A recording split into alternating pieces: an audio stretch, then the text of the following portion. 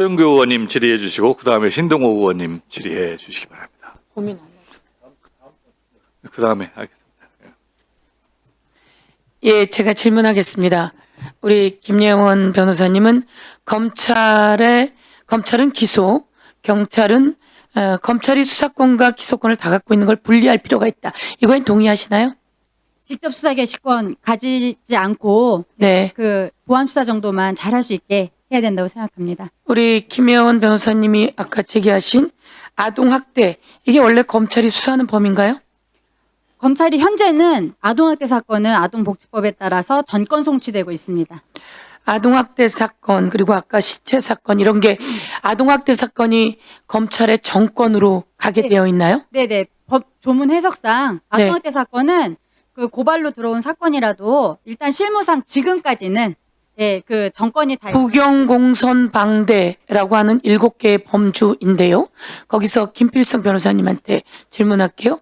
우선 검찰이 부패와 경제, 사범 중심으로 하고 나머지는 수사하지 않게 그렇게 되어 있는 거 아닌가요? 원래는 이제 그렇게 되어 있는데 사실상 뭐 시행령 정치 뭐 이런 식으로 확대해서 그렇죠. 그렇게 된 거고. 그러면 이제 제가 또 하나 물어볼게요.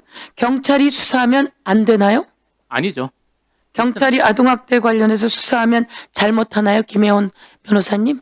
제가 아까 말씀드린 것은 입건이 어려워진 현실을 말씀드린 겁니다. 입건이 어려워진 네, 현실. 그러면 말씀처럼 약자, 소수, 어려운 사람들의 목소리에 귀를 기울이게 하는 게 중요하겠죠?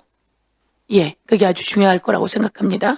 그래서 제가 그 화성연쇄 살인 사건, 태완이법, 살인범 공소시 없애는 이 모든 것에서 검찰의 수사가 잘못된 사람을 범죄자로 지목했어요. 화성연쇄 살인 사건도 그랬고요.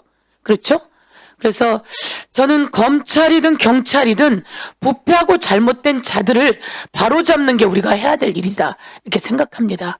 그런 상황 속에서 우선 지금 우리 김종민 변호사님 아까 윤석열, 한동훈 같은 검사가 절대 못 나오게 해야 된다는데 동의하셨죠? 네, 동의하고요. 예. 저는 거기에 덧붙여서 앞으로 수사와 재판의 정치적 중립성과 공정성을 위해서는 판사, 검사, 그다음에 경찰은 퇴임 후 최소한 5년 이상 선출직 출마를 제한하는 공직선거법 개정도 필요하다고 봅니다.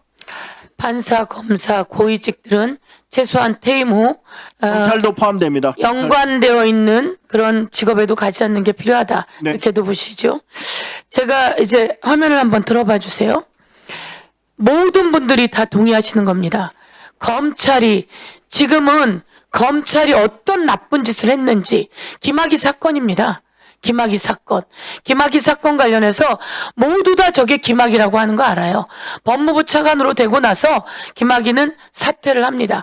그런데 검찰이 김학의 수사 관련해서 지지부진하게 해서 김학의를 무죄로 풀어줍니다. 그 다음 넘겨보세요. 김학의를 무죄로 풀어주게 되고요. 넘겨보세요. 예. 경찰이 기소 의견으로 보내도 검찰이 무혐의하고, 또 재수사 착수에서도 무혐의하고, 그리고 김건희도 한번 들어봐 주세요. 김건희 도이치모터스 사건도 마찬가지로 한국거래소에서 23억 이익 봤다고 했는데 다 무혐의 친 게 검찰이에요. 그리고 또 뒤를 넘겨봐 주세요. 검찰의 치욕들입니다. 치욕. 검찰이 윤석열과 김건희의 완전 하수인이에요. 치욕이에요. 그래서 오늘 나온 진술이 모두 다가 검찰의 치욕을 정리해달라고 이야기하고 있습니다. 맞지 않습니까? 그래서 그럼에도 불구하고 김예원 변호사의 이야기는 약자와 소수들의 이 아픔, 이 과정 속에서 소외받게 하지 않고 제대로 수사 안 되게 하는, 이것을 수사되게 해달라. 약자와 소수들이 아프다고 힘들다고 죽어가는 일이 없게 해달라. 이런 부분입니다. 저는 이것을 이번 검찰 개혁 안에서도 그 내용 확실하게 넣어야 된다, 이렇게 말씀드리겠습니다. 그러면서 이 과정에서 제가 드리고 싶은 말씀, 그런데 이 검찰에 문제가 있어서 검찰을 개혁해야 된다라고 하는 것에 다 동의하면서도 어떤 법안이 맞냐 안 맞냐라고 하는 이야기를 하면서 검찰 개혁을 또 다 무마시키려고 하는 세력들이 있어요. 그걸 정리해야 합니다. 그리고 이번에 내놓은 법안들을 통해서 오늘 진술인들께서는 법을 내신 분들도 아니고 법안에 대한 좋은 조언도 해주시고 이 법안들이 또 조금씩의 부족함이 있을 수는 있겠죠. 그렇지만 최선의 법안이 될 수 있게 계속 조언하고 해주셨으면 좋겠다. 이렇게. 예. 다음은 신동욱 의원님 질의해 주시고 그다음에 박기등 의원님 질의해 주시기 바랍니다. 네 분 말씀을 듣고 보니까